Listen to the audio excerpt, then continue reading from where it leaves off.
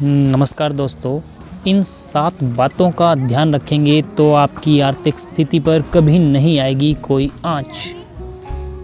Personal finance tips, क्या ज़रूरी है और क्या नहीं, यह अगर आप तय नहीं कर पा रहे हैं तो सबसे सही तरीका है आप अपने सभी खर्चों पर नज़र रखना। ज़्यादातर पेमेंट्स इलेक्ट्रॉनिकली किए जाते हैं, तो आपको सिर्फ लेन देन पर नज़र रखनी है, इसके बारे में ज़्यादा सोचना नहीं है।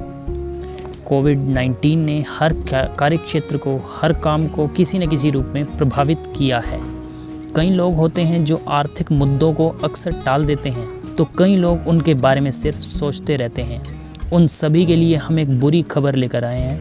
आपके इस डर का सामना करने की घड़ी आ चुकी है। आर्थिक मामलों के बारे में सीखना शुरू करने और अपनी आर्थिक स्थिति के बारे में सोचने का आज से ज़्यादा गंभीर समय पहले कभी नहीं आया था। आप में से कई लोगों को पहले शायद लग सकता है कि आर्थिक मामलों में कई उलझनें होती हैं, और हम भी आपको स्पष्ट रूप से बता देना चाहते हैं कि हाँ, कुछ उलझनें तो हैं, लेकिन फिर भी आप जितना मानते हैं उतना यह मुश्किल नहीं है। बल्कि एक बार सीखना शुरू कर दें तो कई चीज़ें आसानी से समझ में आ जाती हैं। स्वस्थ आर्थिक आदतें ही आर्थिक स्थिरता की नींव होती हैं। आगे चलकर हम स्वस्थ आर्थिक आदतों के बारे में गहन चर्चा करेंगे, लेकिन शुरुआत इन सरल आदतों से करते हैं जो आर्थिक रूप से स्वस्थ सभी लोगों को होती हैं। नंबर 1, पैसे बचाना। यह सबसे ज़रूरी आदत है, और अगर आपने अब तक इसकी शुरुआत नहीं की है तो जल्द से जल्द यह आदत डाल लें। पैसा बचाना ज़रूरी क्यों है? ताकि आपके पास पर्याप्त पैसे बने रहें और उनसे आप और ज़्यादा पैसे जुटा सकें। यह कैसे करना है वो हम आपको जल्द ही बताएंगे। तो अब सोचिए कि पैसे को कैसे बचाएं। आसान है, आप जितना कमाते हैं उससे कम खर्च करेंगे तो आपके पैसे बच ही जाएंगे। आपको कितने पैसे बचाना ज़रूरी है?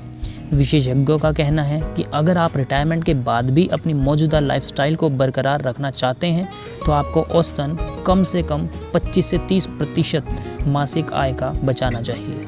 यह बात शायद मुश्किल लग सकती है, लेकिन कोविड-19 के दौरान हमने जिस तरह के जीवन को महसूस किया है उससे अब हम बेहतर रूप से समझ सकते हैं कि जीवन में क्या ज़रूरी है और क्या नहीं। नंबर 2, खर्च पर नज़र रखिए। क्या ज़रूरी है और क्या नहीं, यह अगर आप तय नहीं कर पा रहे हैं तो सबसे सही तरीका है अपने सभी खर्चों पर नज़र रखना। ज़्यादातर पेमेंट्स इलेक्ट्रॉनिकली किए जाते हैं, तो आपको सिर्फ लेन देन पर नज़र रखनी है, इसके बारे में ज़्यादा सोचना नहीं है।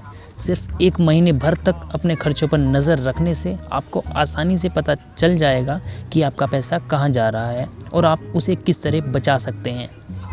नंबर 3, आवेग में आकर खर्च ना करें। आज सैलरी हुई तो जाकर 55 इंच का टीवी खरीद लिया। आवेग में आकर खर्च करना यहीं तक सीमित नहीं है। पिछली रात का खाना बचा है फिर भी बाहर खाना ऑर्डर किया, या पुराना जैकेट ठीक है फिर भी नया खरीद लिया। ऐसे कई बार हम आवेग में आकर खर्च करते हैं। यही वो पैसा होता है जिसे हम अगर खर्च न करते तो वो बच जाता। हमारे खर्च पर नियंत्रण रखकर ही हम आर्थिक स्थिरता हासिल कर सकते हैं। हर किसी का पैर कभी न कभी फिसलता है, लेकिन यह अगर अक्सर होने लगा तो वो हादसा बन जाता है। आवेग में आकर खर्च करना अपवाद होना चाहिए, आदत नहीं। नंबर 4, भविष्य के लिए निवेश करें। अगर आप यह सोच रहे हैं कि आखिरकार पैसा किसके लिए बचाना है, तो जवाब है आप स्वयं। अगले साल आप छुट्टियां मनाना चाहते हैं या उसके अगले साल कार खरीदना चाहते हैं, तो तब यह बचत आपके काम आ सकती है। 20 से 30 साल तक की आयु के युवा शायद सोचते होंगे कि निवेश आपकी प्राथमिकता नहीं है, लेकिन महामारी ने हमें एक बात ज़रूर सिखाई है कि किसी भी विपदा के लिए पहले से तैयारी करके रखने में कोई नुकसान नहीं है। लेकिन अगर हम तैयार नहीं हैं और कोई विपदा आ जाती है तो वो हमारे लिए बहुत बड़ी मुश्किल बन सकती है। अचानक से कोई संकट आए तो उससे बचने के लिए, या अपने आप को बढ़िया सा रिवॉर्ड दे पाने के लिए, या 45 की उम्र में रिटायर हो जाने के लिए आप आज से ही निवेश शुरू कर सकते हैं। नंबर 5, लोन चुका दीजिए। लोगों की तरह सारे लोन्स एक समान नहीं बनाए जाते। क्रेडिट कार्ड डेब्ट्स पर ब्याज दर ज़्यादा होता है, जबकि स्टूडेंट लोन्स पर कम। आपके लोन्स कितने हैं इसका पूरा ध्यान रखिए और उन्हें समय पर चुकाइए। सबसे ज़्यादा ब्याज दर वाले लोन्स सबसे पहले चुका दीजिए। नंबर 6, आखिरी मिनट तक इंतज़ार न करें। जब बात आपकी आर्थिक स्थिति की हो तब बाद में पछताने से बेहतर है पहले से ही सुरक्षित रहना। बल्कि आर्थिक सुरक्षा आपका लक्ष्य होना चाहिए। सिर्फ लोन ही नहीं, जो कुछ भी बकाया हो उसका भुगतान स्वयं पर करें। किराया हो या फ़ोन और इंटरनेट या बिल, कुछ भी हो उसका भुगतान समय पर होना ज़रूरी है। अगर आपको इसमें दिक्कत हो रही है तो ऑटो डेबिट सुविधा का लाभ लें या अपने फ़ोन पर रिमाइंडर्स सेट करें। आज हम डिजिटल दुनिया में जी रहे हैं, कोई बात ध्यान में न रहे या तारीख भूल जाएं तो ऐसा तो होना ही नहीं चाहिए। अगर आपके किसी बिलिंग साइकिल का समय तब आ रहा है जब आपके पास पैसा नहीं होता तो कंपनी के साथ बात कीजिए और अपने बिलिंग साइकिल को बदलवा लीजिए। नंबर 7, एक बजट तय करें और उस पर टिके रहें। बजट बनाने का मतलब होता है नियोजन करना, न कि अपने आप को पिंजड़े में डालना। अगर आप अपने पैसों से अधिकतम लाभ पाना चाहते हैं तो आपको चीज़ों का नियोजन करना ज़रूरी है। हर महीने में आप कौन सी चीज़ों पर कितना खर्च करेंगे इसकी योजना बनाइए।